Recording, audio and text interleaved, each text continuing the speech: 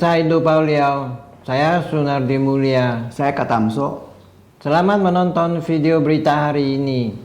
Pemirsa, kedua partai yaitu Demokrat dan PKS akhirnya mendukung Anies sebagai capres seusai pertemuan Ketua Umum Nasdem Surya Paloh dan Presiden Jokowi di Istana Negara.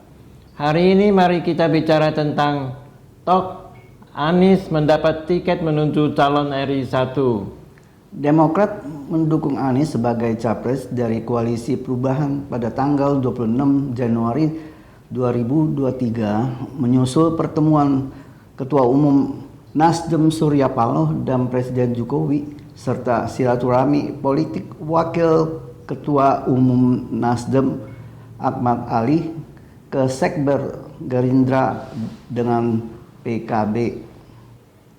Selang 4 hari kemudian, Wakil Ketua Majelis Syuro PKS Muhammad Sohibul Iman yang jumpa pers di Bandara Soekarno-Hatta, Tangerang, Senin tanggal 30 Januari 2023 mengatakan PKS memastikan akan mendeklarasikan Anies sebagai bakal capres 2024 pada tanggal 24 Februari 2023 dalam rangka rapat Badan Majelis Syuro dan Rakernas DPP PKS.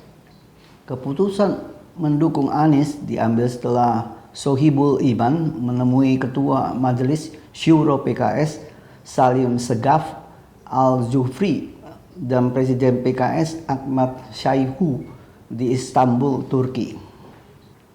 Menurut Sohibul Iman, meskipun direncanakan dukungan resmi akan disampaikan pada tanggal 24 Februari 2023, tidak tertutup kemungkinan akan dipercepat sesuai dengan dinamika politik yang berkembang, terutama setelah Ketua Majelis Syuro PKS dan Presiden PKS kembali ke tanah air pada tanggal 3 Februari 2023. PKS menyerahkan sepenuhnya posisi bakal cawapres kepada Anies. Namun, penetapan bakal cawapres tetap memperhatikan indikator objektif seperti tingkat elektabilitas. Sohibul menegaskan PKS akan tetap komitmen berada di koalisi perubahan. Meski bakal cawapres yang dipilih Anies bukanlah kader dari partainya.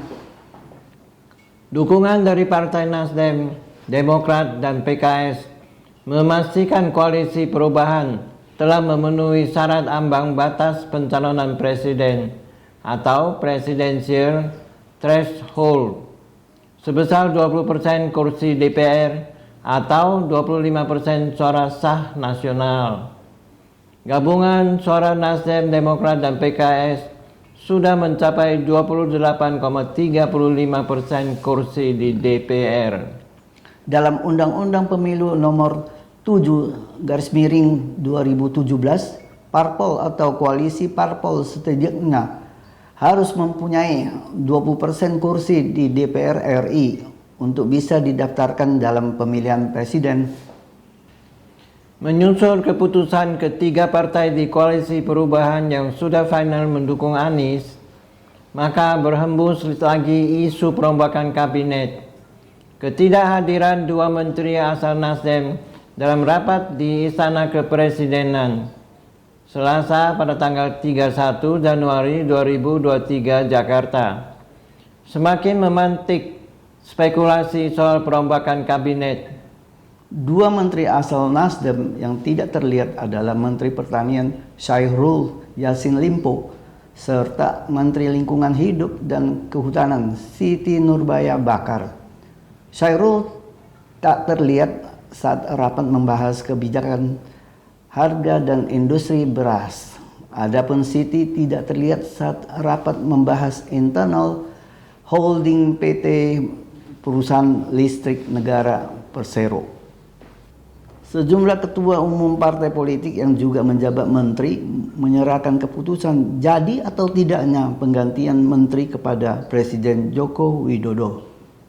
Belum tuntas isu reshuffle kabinet, kini masyarakat Indonesia berkembang berita tentang pertemuan antara Ketua Umum Partai Gerindra Prabowo Subianto dengan Wakil Ketua Dewan Pembina Partai Gerindra Sandiaga Uno. Selasa pada tanggal 10 Januari 2023 yang membicarakan kandidat Anies Baswedan sebagai Capres 2024 yang diusung oleh Koalisi Perubahan, namun Sandi menolak penjelasan isi pembicaraan dengan Prabowo. Kita masih ingat bahwa pada saat pencalonan Gubernur DKI Jakarta, Anies didukung oleh Gerindra dan PKS. Pada pemilu 2024 nanti, Anies tentu akan berhadapan dengan Capres Prabowo Subianto yang telah ikut membesarkan namanya. Sandiaga Uno mengatakan dia melihat Prabowo Subianto tidak khawatir dan menyalahkan situasi saat sebelumnya. Meskipun faktanya kini Anies sebagai Capres 2024 yang diusung Nasdem, Demokrat, dan PKS akan berhadapan dengan Prabowo Subianto yang diusung Gerindra dan Partai PKB. Sandiaga Uno dengan tegas mengatakan dia akan memilih Prabowo Subianto ketimbang Anies. Sandiaga Uno menjelaskan dia harus membela Prabowo Subianto karena konsistensi Prabowo terhadap NKRI. Lebih lanjut, Sandi dengan jujur memaparkan bahwa dia juga pernah bermitra dengan Anies dalam Pilgub DKI, tetapi bisa membandingkan antara Prabowo dan Anies sebagai mitra dalam pencalonan. Selain itu diungkapkan pula oleh Sandi bahwa ada perjanjian politik yang pernah dibuat dan diteken oleh dirinya, Prabowo Subianto, dan Anies.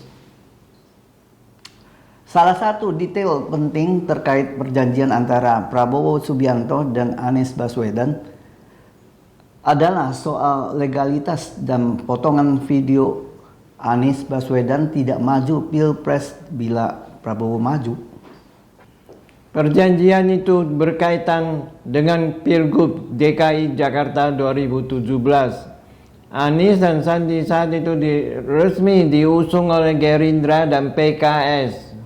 Sandiaga Uno kembali menegaskan saat diketemui usai rapat terbatas bersama Presiden Jokowi di Istana Negara, Jakarta, Senin tanggal 30 Januari 2023. Perjanjian ditandatangani tiga pihak, dirinya sendiri, Prabowo Subianto, dan Anies. Perjanjian tersebut disusun dan ditulis tangan oleh Wakil Ketua Umum Gerindra Fadri John dan sekarang dipegang oleh Ketua Harian Gerindra Sufmi Dasko Ahmad.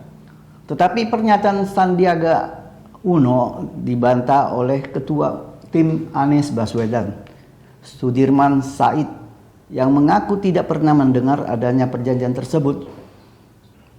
Menurut Said, perjanjian yang ada adalah soal mengenai pembagian beban biaya kampanye pada pemilihan kepala daerah 2017 dengan Sandiaga Uno untuk maju dalam pilkada sebagai pasangan gubernur dan wakil gubernur DKI Jakarta.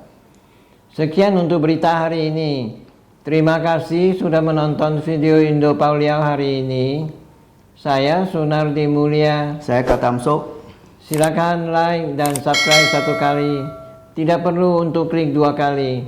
Dukung terus channel Indo Pauliau untuk mencapai 1000 subscriber.